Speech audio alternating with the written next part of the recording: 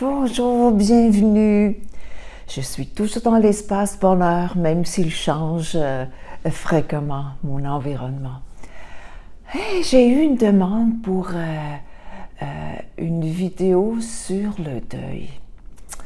Et je sais que j'en ai fait une il y a plusieurs années. Je vais vous mettre le lien ici ou là, en haut, qui dit vraiment bien les différentes étapes, mais d'un côté vraiment plus structurel, plus rationnel aussi. On sait que le deuil, c'est tout sauf rationnel.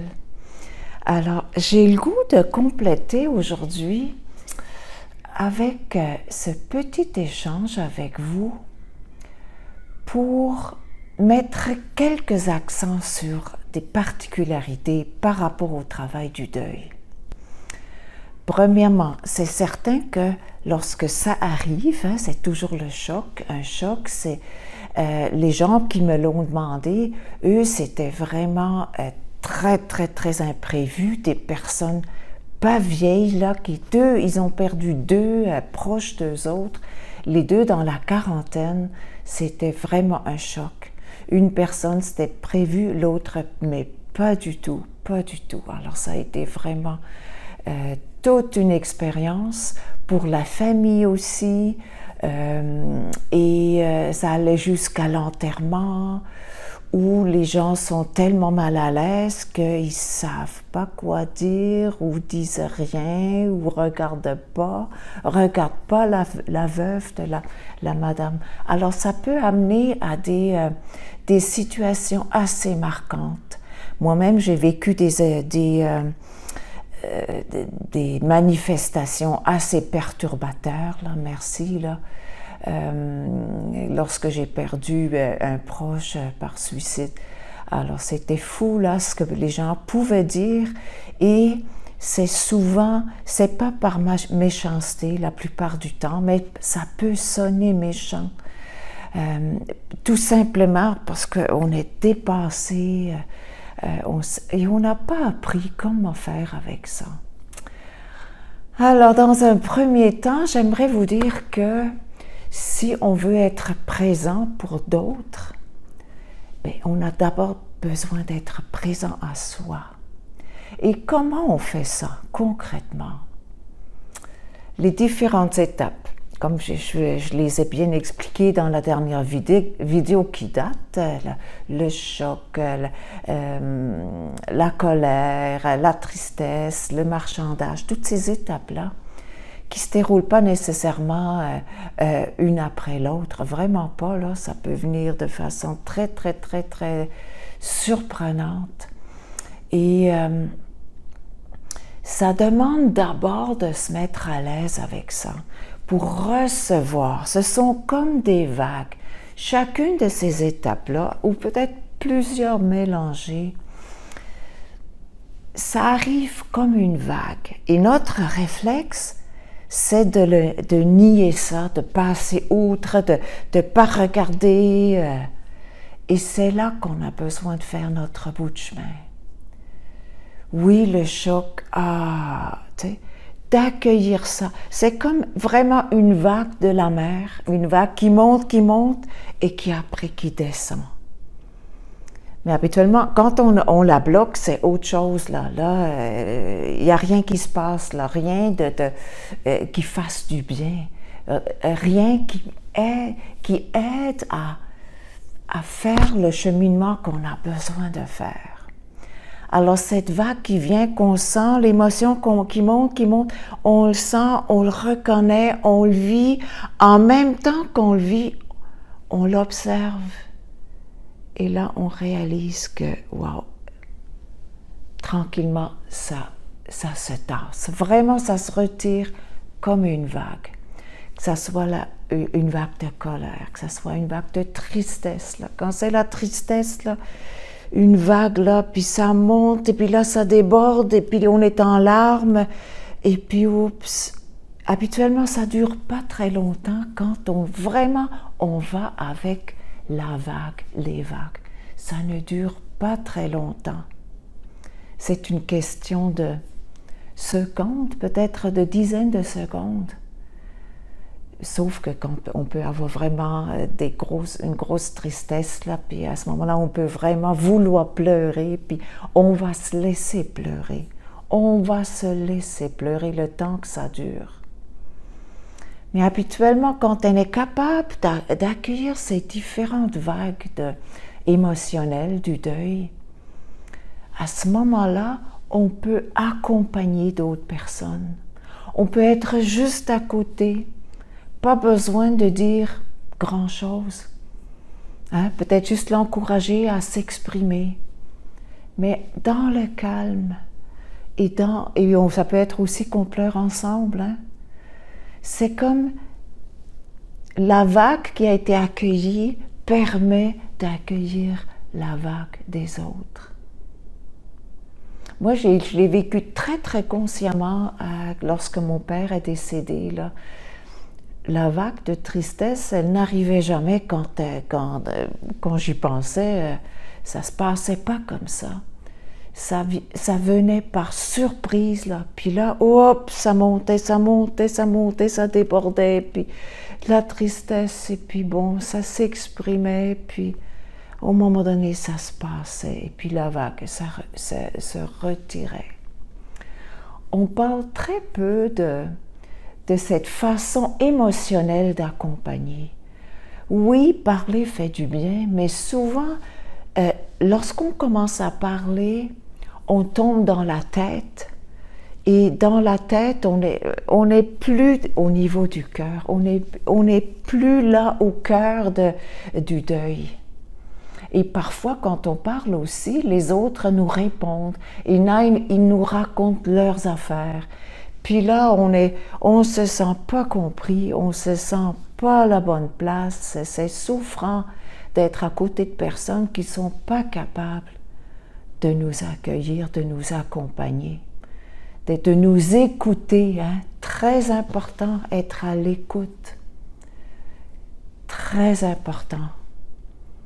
Pas besoin de faire vraiment des grandes déclarations, là. Vraiment pas. Si vous voulez aider la personne, c'est que vous êtes avec elle.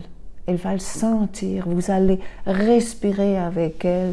Vous allez être à côté, peut-être une main dans le dos, sur une main, mais pas besoin non plus.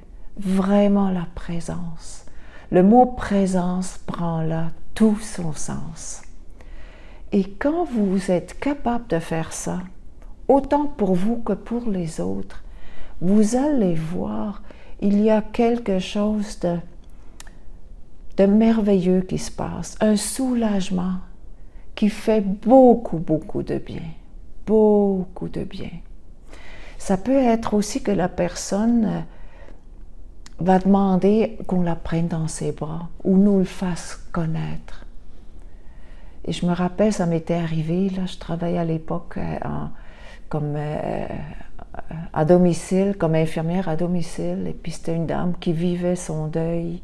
Elle avait une telle souffrance, elle aimait tellement son mari, et au moment donné, là, vraiment, je l'ai pris dans mes bras, puis ça lui a fait beaucoup, beaucoup de bien. Mais ne l'imposez pas, restez très attentif, très à l'écoute. Vous pouvez aussi le demander si vous avez un doute. Aimerais-tu ça que je te prenne dans mes bras? La personne va vous le dire. Elle va peut-être vouloir plus rester avec elle dans sa bulle. Alors, grosso modo, c'est ça que je peux vous dire par rapport à l'accompagnement dans le deuil. C'est vraiment d'être dans cette sensibilité-là, dans cette présence-là, et dans cet espace d'amour. C'est un espace d'accueil et d'amour. Et c'est là que l'autre a la place pour s'exprimer, que ce soit émotionnellement, verbalement. Elle va pouvoir s'exprimer, puis vous allez lui faire ce grand cadeau-là. C'est un immense cadeau, quelqu'un qui peut nous accompagner lorsqu'il y a une vague comme ça qui se présente, surtout au début. Mais même après, puis parfois les gens n'ont jamais pu exprimer vraiment, ils n'ont jamais pu sentir l'empathie, la compassion. Et là, des fois, ça se passe bien, bien plus tard. Mais si vous êtes capable d'offrir cet accompagnement-là, cette empathie-là, c'est formidable. Vous faites une œuvre très importante. Un geste d'amour, un grand geste d'amour. Et vous le faites pour l'autre et vous le faites pour vous aussi. Souvent, les deuils d'autrui réveillent nos propres deuils. Hein? Quand c'est quelqu'un qui est mort, ça peut réveiller notre propre relation à la mort. Ça peut chercher assez loin, ça peut être assez dérangeant. Et encore là, s'il y a quelqu'un qui est à côté et que c'est peut-être vous, cette personne-là, qui est capable de recevoir ça. Juste recevoir, pas juger, pas commenter. Abstenez-vous de commentaires. Les commentaires peuvent être tellement blessants parce que souvent ils sortent la tête d'opinions qu'on a ou d'impressions qu'on a ou ce qu'on a vécu. Ça peut être tellement blessant pour l'autre personne. Alors, allez-y juste dans la présence, dans le cœur, dans l'amour, dans l'accueil bienveillant. Accueillez l'autre personne, encouragez-la au besoin d'exprimer les mots, les émotions, et vous allez faire un grand, grand bien. Alors, je ne sais pas si ça vous